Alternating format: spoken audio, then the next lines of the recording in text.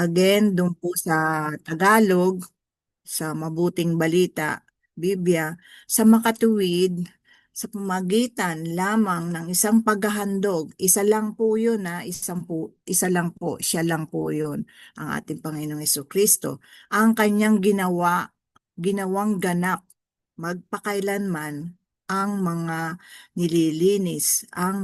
nililinis ng Diyos. So, yung by offering ng kanyang buhay para sa atin, para sa ikatutubos natin, ay yun ang kanyang ginawa, paghahandog ng kanyang buhay. So, doon po sa sinabi po ni Pastor Oswald dito, we trample the blood, sabi niya dito, of the Son of God underfoot if we think are forgiven. Iniisip natin na tayo ay pinorgive na because we say sorry for our sin. The only reason for the forgiveness of our sin by God and the infinite depth of His promise to forget them is the death of Jesus Christ. So, yung po yung dinadala sa atin ng message. Yung kamatayan ng ating Panginoong Kristo, hindi po pala dun sa pag-ask natin ng forgiveness. Ito po yung dinadala niya sa atin kung bakit tayo ay pinatawad, kung hindi dahil dun sa kanyang pagkamatay ng ating Panginoon sa krus, di ba? Actually, hindi lamang kamatayan, kundi pati yung resurrection, yung pagkabuhay. Our repentance is merely the result of our personal realization. Yung ating pagsisisi ay ito lang ba pala ay resulta nung ating yung atonement by the cross of Christ, which has provided for us. Yan po ay si Jesus Christ. Become for us from God and righteousness, sanctification and redemption. So, yung po yung dinadala ng pagkamatay na ating Panginoong Kristo, dahil po doon ay pinaging dapat niya tayo, dininis niya tayo, at yung redemption, pinagkaloob niya sa atin. Niredeem po tayo ng ating Panginoon. In exchange, para sa ating kasalanan po yun. Nakikita po sa 1 Corinthians 1:30. Once we realize that Christ has become all this for us, sabi niya ganon, kung malalaman lang natin, na-realize natin ang lahat ng ito, ay magkakaroon pa tayo ng joy, yung limitless joy na nanggagaling po sa Kanya. Di po ba, lahat po naman tayo ay dumaan po dito sa proseso na ito. So, and wherever the joy of God is not present, kung wala man ito, the death sentence is still in effect. Kung nawawala man ito, ako, katutulad ko, talagang bumabalik po ako o binabalik po uli ako ng ating Panginoon dun sa sitwasyon kung paano siya, kung paano tayo linigtas, kung paano niya tayo, ano tawag doon, tinubos sa ating pagkakasala, binayaran yung ating mga kasalanan para ikatutubos.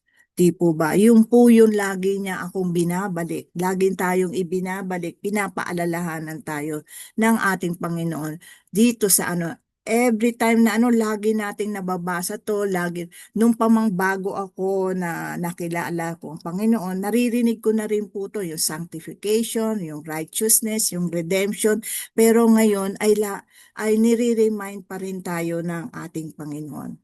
So, dadako po tayo doon.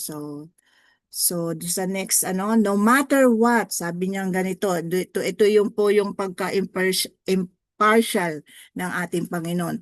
No matter who and what we are, sabi niya nga ganon. God restore us to the right standing with Himself, only by means of the death of Jesus Christ. Kaya nung po doon sa awit kanina, di ba, napakahalaga, above all, lahat ng iyon ay dito sa sanlibutan, higit sa lahat, ang pinakamahalaga ay yung kamatayan ng ating Panginoong Kristo para sa ikaliligtas natin. Yung po yung great redemption, yung po yung great exchange na binigay niya para sa atin. God does this. Ginawa niya to not because Jesus pleads with him to do so, but because he died. He cannot be earned. Di natin makukuha po ang lahat ng yan. Just accepted. All the pleading for salvation will deliberately ignores the cross of Christ is useless.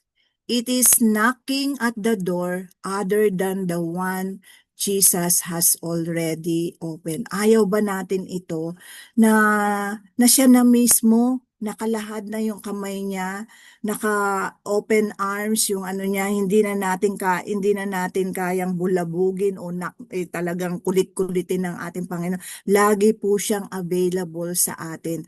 Lagi pong open arms yung ano niya para sa atin. We protest by saying, but I don't want to come that way. O di ba? Tayo yung way natin, yung plano natin, yung gusto nating sundin, pero ang gusto ng ating Panginoon yung way. Ano yung way? Yung pathway na gusto niya, yung glory niya, yung eternal ano niya, ang gusto nating makamit, yung tawag dito, yung eternal, yung pagka-eternal na walang hanggang, yun ang gusto niyang makamit, di ba? Yung plano niya, yun yung path, yung glory, di po ba? Yung kingdom, yung po yung dapat nating tahakin, hindi yung way ng sanlibutan. It is too humiliating to be received as a sinner. God's response through Peter is, there is no other name by which we must save. Ito po ay si Jesus lamang. Diba? Naalala ko po yung sinabi niya kay Nicodemo, maliligtas ka lamang sa pamamagitan ng ipanganak ka muli. Diba? Ito po si Nicodemo, paano po ba yun? Di po ba yung pagtanggap ng kanyang but only trusting Him and believe Him. Isa rin po yung isang mayaman, nagtanong din kay Kristo na sabi niya, paano siya makakarating doon sa kingdom, doon sa walang hanggang, kakaroon ng buhay na walang hanggang. Di ba sabi niyang ganun sinunod ko naman po yung Ten Commandments, nagawa ko na lahat, naging mabait ako. Pero po, kulang pa rin po yun. Nagawa na. Di po nakikita po lahat sa mga mabubuting bagay, pinaglingkod mo, pinagawa mo, pero yung pagbigay natin, pagtanggap natin sa ating Panginoon, yung pag-surrender natin, pagkilala natin, ito pala, ito yung kanyang great redemption, yung great exchange, ay yung buhay ng kanyang, yung buhay na pinagkaloob niya sa atin. Marami siyang tinanggap na suffering, na rejection para sa atin. Ito ay dahil sa mahal niya tayo. Sa next po. So, what at first appear to be heartlessness on God's part is the true expression of His heart. There is unlimited entrance His way. Pero ang only way lang po talaga is only Jesus. Is the only way. Di ba? I am the only way, the truth, and the life. No one comes to the Father except me. Di po ba? Yun po yung sabi niya. So, there is unlimited entrance His way. In Him, we have redemption through His blood. Sabi po doon sa Ephesians 1:7. To identify with the death of Jesus Christ, means that we must die to everything that was never part of Him. So, yun po yung kinakailangan na mawala. Yung lahat po ng dinidesire pa ng flesh natin, kailangan ang manguna na lang talaga dito, ang ano ng banal na espiritu. Kasi, kung alam nyo po, itong ano natin, ay templo, itong body natin, ay templo na ng ating Panginoon, templo ng banal na espiritu. Kaya kailangan po ay talagang ang mananangan at ang gagawa nito ay ang banal na espiritu, hindi na tayo. 'Di ba? Hindi na yung self natin, hindi na yung kagustuhan natin. So we must die to everything that never part of Him. So hindi naman po ito madali, pero by God's grace, sa tulong ng ating Panginoon, sa tulong ng banal na Espiritu, talagang sinasanctify niya tayo. Dumadaan po tayo doon sa proseso para maging karapat-dapat po tayo sa ating Panginoon. So, God is just in saving bad people only as He make them good. Our Lord does not pretend we are all right when we are all wrong. The atonement by the cross of Christ is the propitiation God used to make unholy people. So, yung po yung message niya, at ang additional na reading ay matatagpuan po sa Daniel 8 to 10 at sa John 3 po, verses John 3. At yung wisdom from Oswald, we never enter into the kingdom of God by having our head questions answered, but only by commitment, but only His redemption, yung kanyang great exchange, yung kanyang buhay, binigay niya sa atin, yung kamatayan niya sa krus, yun lamang po, yung pagkilala natin, yung pagtanggap natin sa ating Panginoon. Yun lamang po, yung magiging daan ng ating Panginoon, yung ating daan. Kaya po, naalala ko rin po dito, yung pinaka-greatest, ito po yung sinabi ng ating Panginoon. So, yung kamatayan ng ating Panginoon ay hindi lamang daw aksidente ito, kung hindi ito ay plano ng ating Panginoon, ng ating Ama para sa ikatutubos ng lahat ng kanyang mga anak. Kaya nga mababasa natin, at ito yung pinaka-verse na lagi niyang pinare-remind sa atin, lagi niya sinasabi na, for God so loved the world that He gave His only Son, that whoever believes in Him shall not perish but have eternal life. Ito po yun, prinubide niya ang lahat ng ito. Ito ang ating Panginoon, binigay niya, pati nga yung, diba, kanina sinabi niya, yung kanyang righteousness, yung sanctification, yung redemption, at yung magkakaroon din po tayo ng direct access sa ating Ama, sa ating Father. At yung pagre-reconcile natin sa ating ayaw pa natin po ba yun? Sabi nga po, pagka tinanggap natin ang ating Panginoon, lahat po, package po yun. Package, hindi lamang po yung pinatawad ka, pinurgive ka, na-reconcile ka pa, nagkaroon pa ng buhay na walang hanggang, tapos na-transform ka pa, yung character mo from glory to glory. Kaya nga sabi nga ganun, 'di ba, ang slogan ng SMA, you got it all. Jesus got it all. Lahat yan, binigay niya na sa atin.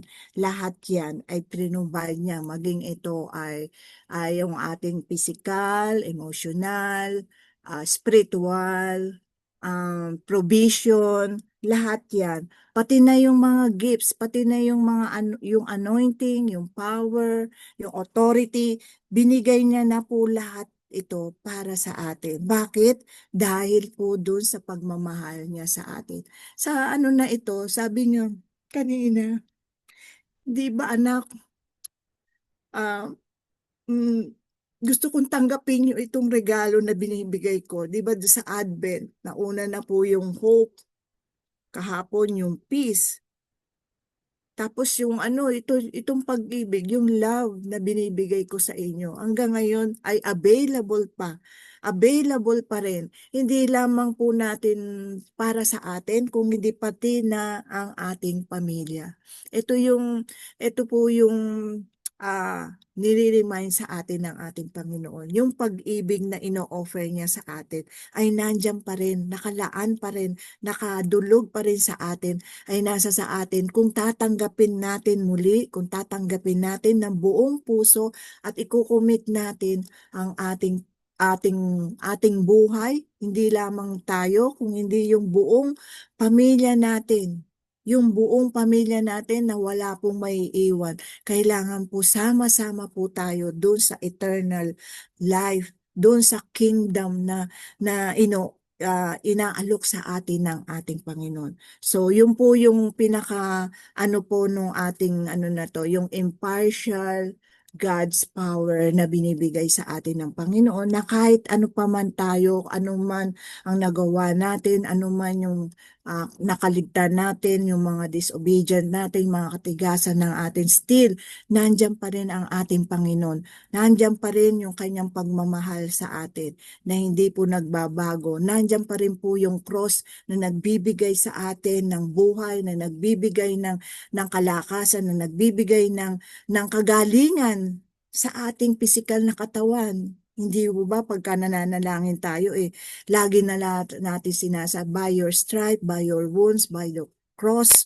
hindi po ba, napaka-powerful na yung binigay sa atin ng ating Panginoon. Napaka-halaga, above all things po Panginoon, yung itong ino-offer niya sa atin. Ang pinakamahalaga po, yung kanyang buhay, yung kanyang at wag natin pong sayangin yung kanyang, yung, yung, yung kanyang worth na pinagkaloob sa atin, yung binuwis niya, yung kanyang buhay, na kahit na sobrang, kahit na ayaw niya na tanggapin, pero inihanda niya, niloob niya, dahil para sa ating, sinunod niya ang ating Ama, dahil din sa pag-ibig niya sa atin. Yung po yung great redemption na binigay sa atin ng ating Panginoon. Jesus' name. Matatapusin ko na lang po sa pamagitan ng panalangin. Let us pray. Aming Ama, salamat po sa inyong pagkakaloob ng buhay para sa amin. Hindi namin kayang bayaran yung mga pagkakautang namin, kasalanan namin, mga utang namin po Panginoon sa aming mga kasalanan. Ngunit ngayon ay inaalala namin at nagpapasalamat kami sa krus ng Kalbaryo, sa krus niyo po Panginoon. Kung wala po ito ay hindi namin makakamit ang inyong pagiging righteousness, yung sanctification, yung great redemption na binigay niyo sa amin, Lord. At ito rin po yung paraan na kahit na ayaw niya o kaya wala kayong mapipili kung hindi, Lord, kung hindi sumunod din po Panginoon. At nagpasya kang pumunta rin po Panginoon, sumunod ka para sa amin. Salamat sa iyong sakripisyo, mahal na Panginoon. Salamat sa pagpapadala ng inyong anak na si Kristo upang kami ay iligtas. Ngunit higit pa rito ay tulungan mo kaming magpasalamat lagi at makita ang kahalagaan ng iyong kamatayan sa krus.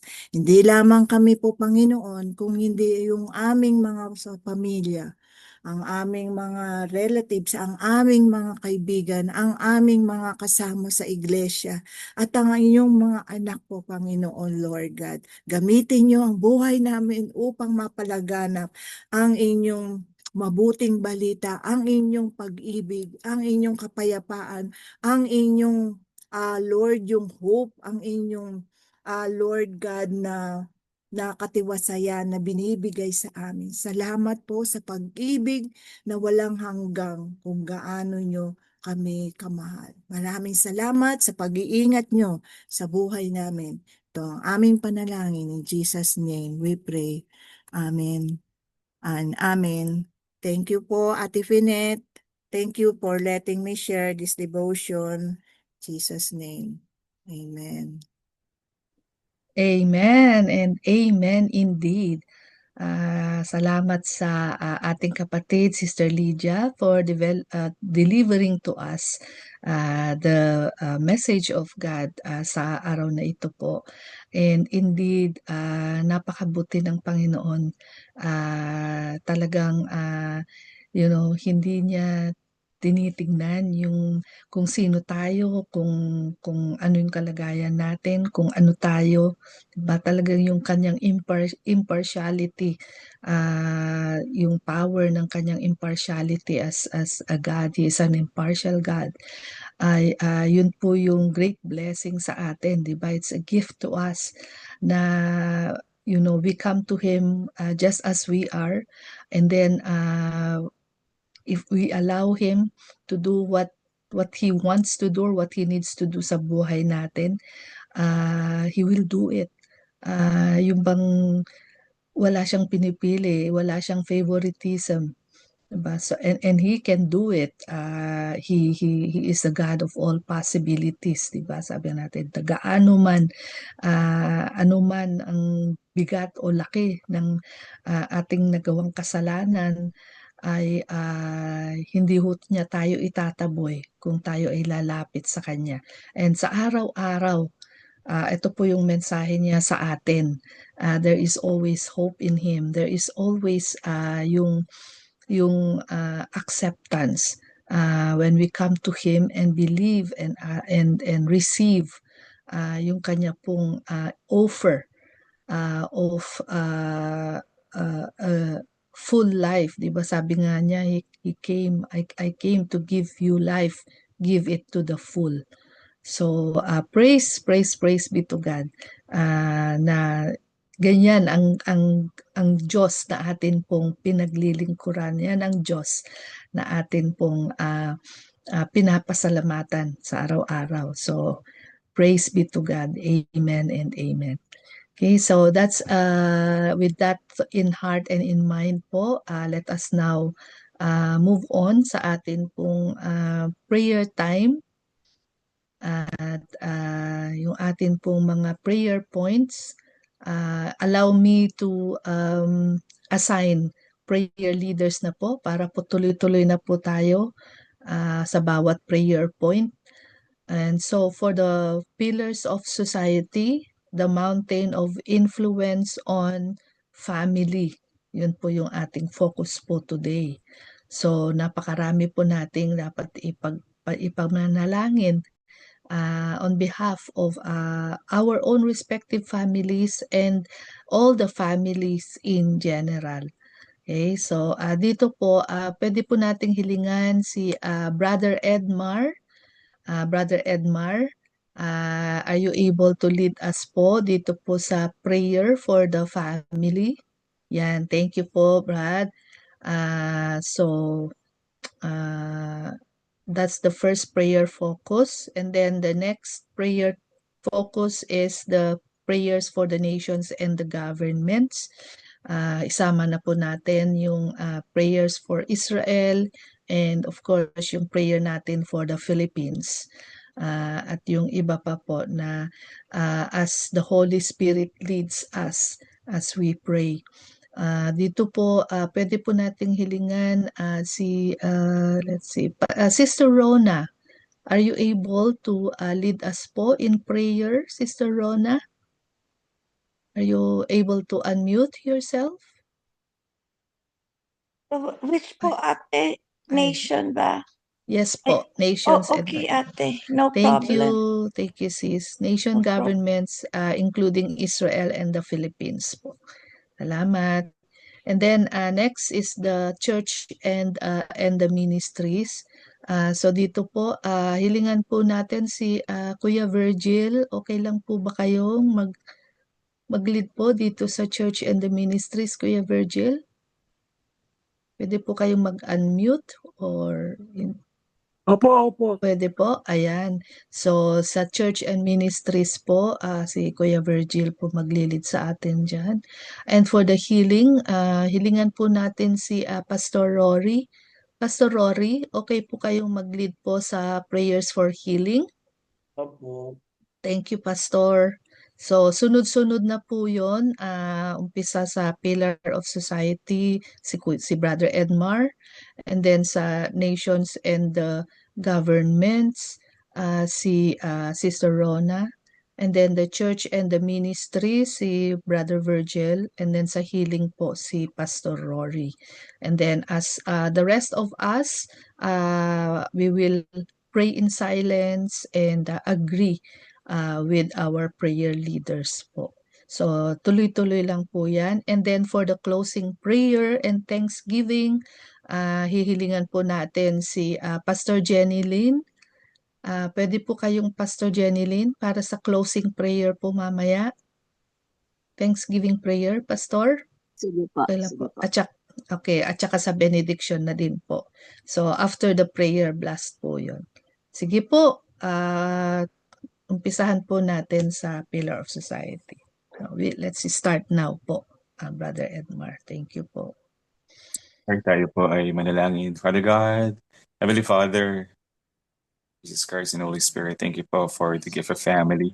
As this is the one of the pillars of the society, Panginoon, we are asking you for your protection over each and every one of us, our families, Lord God, that we represent, Lord. May you keep us safe, healthy, and surrounded by your grace, O Lord God. Fill our homes with peace, understanding, and patience, O Lord. Teach us to love one another the way you love us, O God, selflessly, with gentleness, and strong heart and mind, Panginoong Diyos.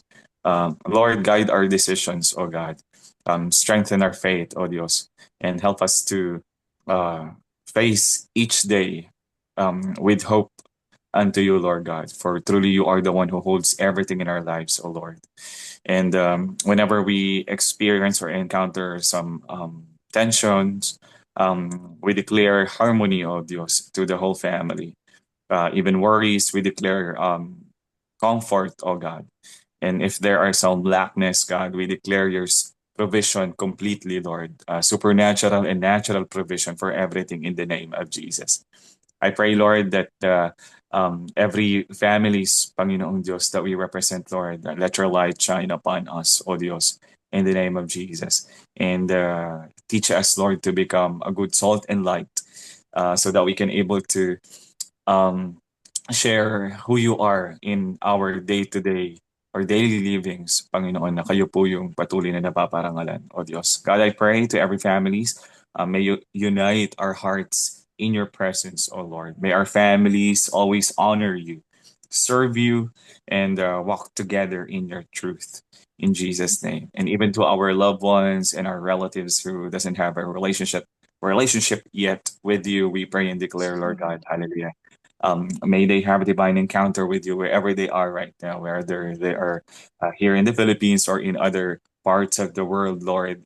We pray for your divine encounter for them to know you as their personal Savior, Master, and God, Lord, that in your most special way, may they encounter your presence and of your love, oh Dios, in the name of Jesus. Thank you so much, Lord God. I know that you are building and giving us a torch, oh Dios, as we represent our families, Panginoon, to making widen our sphere of influence, Panginoon, being a Christian individuals and as a Christian family, oh Dios. We entrust to you our lives and our future. In Jesus' name we pray. Thank you, Lord. Amen. Amen. Amen. Almighty God, light of our world, hope of our world, we come to you to lift up all the nations of the world. You are all knowing and all seeing God who knows every single affair of this world. And so, Lord, we ask that for you to strengthen things and fixing things Lord, that's not right in our countries, Lord, where we lived.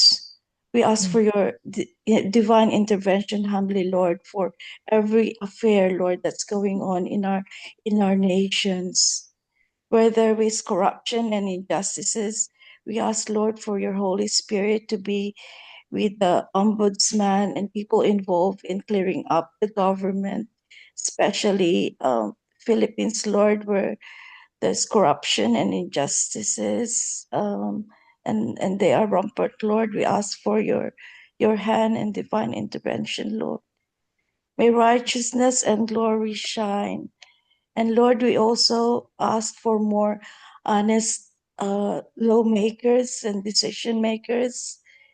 And we ask for more government officials who have the heart for the people, that can work for the people's welfare honestly.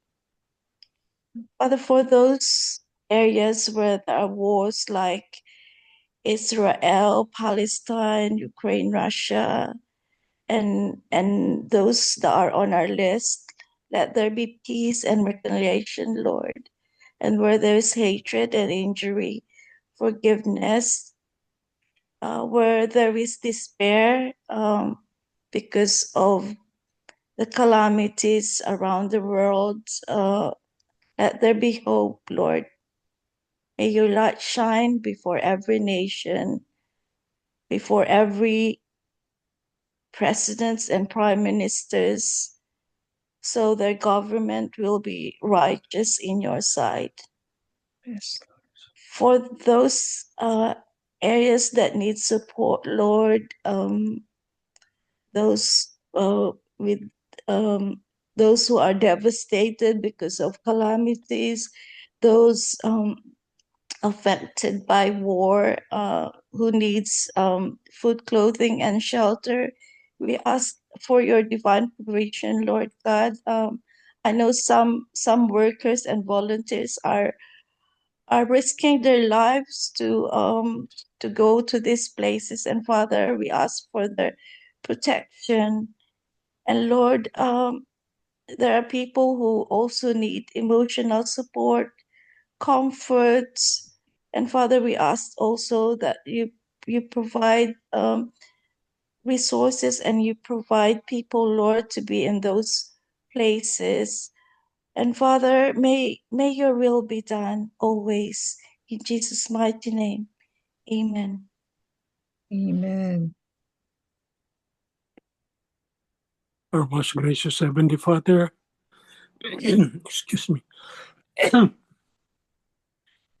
we come to you this wonderful day, O Lord, with full of thanksgiving and praises, O Lord, for the goodness and beauty of life you have given us. We come to you, we lift up, O Lord God, our church, pastors and ministers, O Lord, and the ministry of regardless of denomination, O Lord, as long as we believe in you, we have one God, we have a triune God, O Lord. Lord Jesus, we help those workers that we have not to conform with the world, but be transformed, that all what they will do will always be for your divine glory and for your divine help to us, O Lord Jesus. We thank you, O Lord God, that each and every one of us, the church, the body of church, O Lord, are united in one in calling you, Lord. Lord Jesus, we pray for our pastor, all the pastors that we have, O Lord, those pastors and ministers and deaconesses who are being assigned in remote areas, O Lord, who are in the far-flung areas of the world, in other countries or in other cities in our country, O Lord, and in other nation, O Lord. Give them all the provisions that they need, O Lord. Help them. Give them strength. Give them the knowledge that they need, O Lord. Protect them always, O Lord. Especially we provide them the provisions that you promise that all your servants will be fed and will be blessed, O Lord, as like as what you have done to the prophets long ago, Lord, that you did not forsake them. You are always with them. Lord Jesus, we pray for our ministries, O Lord. Right now, we have in Grace Church the Faith Project, O Lord.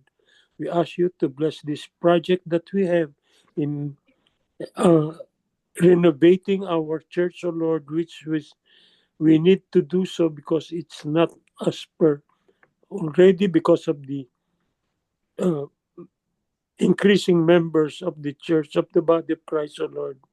Help us in this project, O Lord. Lead us in all our undertakings, O Lord. And all those people who have pledged that they will be helping, anoint their heads and anoint their hearts, O Lord, that they may give cheerfully to our church, O Lord. We pray for our pastors here in Daybreak, O Lord. Pastor Rory, Pastor Bidame, Pastor Jenny Lynn, Pastor Edmar, everyone, O Lord. All these pastors, O Lord, who are spreading your words to help us to learn more and to gain wisdom on what they will tell, O Lord, coming from you. Lord Jesus, we ask this in your name, in your precious name, in your mighty name, O Lord God. Amen. Amen. Amen. Amen. Lubos po kami nagpapasalamat o Diyos na buhay at banal sa kagalingan ng iyong pinagkakaloob at binibigay o Diyos sa bawat isa. Salamat po Panginoon sa kagalingan na kung saan aming nararanasan at yung pinapadama at pinahahawak sa mga pangangatuang pisikal ng aming mga kapatid. Maraming din pong salamat o Diyos sapagkat ikaw ang tunay na dakilang manggagamot. Kaya nga o Diyos sa isang banda ng aming buhay, ikaw lang ang aming tunay na inaasahan. Kagalingan sa pisikal, emosyonal, at sa spiritual. Dalangin namin, Panginoon, na iunat mo ang iyong mapagpalang kamay at ang kagalingan o Diyos ang madadama nila. Na ang cancer ay mawawala. Ito ay iyong pupurahin sa pangangatuang pisikal ng aming mga kapatid. Ng bawat mga tumor, Panginoon, ay iyong tutunawin at kailanman ay hindi nagpabalik o Diyos pangangatuang pisikal. Amen. Amen. Ang bawat may sakit o Diyos sa kanilang kaisipan, talangin namin, Panginoon, ng kagalingan o Diyos ang iyong ipagkaloob. Ang may sakit o Diyos sa mga bato dahil sa kanilang mga kidney stone. Lord, itong pagtaas ng kanilang mga creatinine, Panginoon, ay inyong haadlangan at puputulin, o Diyos, ang bawat gawa ng kaaway, Panginoon, sa tanging pangalan ni Jesus. At sa bawat may sakit, o Diyos, sa puso, sa bawat mga tumataas ang kanilang mga presyon. Lord, hawakan mo, Panginoon, ang bawat dalawang ugat, ang asul at ang pula. Sa tanging pangalan ninyo, o Diyos, ang kagalingan ng mararamdaman nila sa tanging pangalan ni Jesus. Ang may sakit, o Diyos, sa may arthritis, sa tanging pangalan ni Jesus, kagalingan, o Diyos, ang inyong ipagkaloob. Ang may sakit, o Diyos, sa kanilang mga pangangatawan, Lord, in Jesus' name, speak for healing. Ang mayroong sakit, o Diyos, sa mga kanilang mga balat, inyong pakikinisin sa tanging pangalan ni Jesus. Hallelujah. Maraming pong salamat, o Diyos na buhay, sapagkat ikaw ang dakilang manggagamot. Ang sabi mo nga, Panginoon, sa isang awitin, you are a healer that heals thee. Kaya, Panginoon, sa iyo lamang patuloy kaming magpupuri, magpapasalamat. You said, Lord God, you are the God that heals. You are the Lord who heals. And we receive it. We give you thanks and honor, for you are our Jehovah Rapha, Jehovah Nissi, Jehovah Shalom. In Christ Jesus we pray. Amen and amen.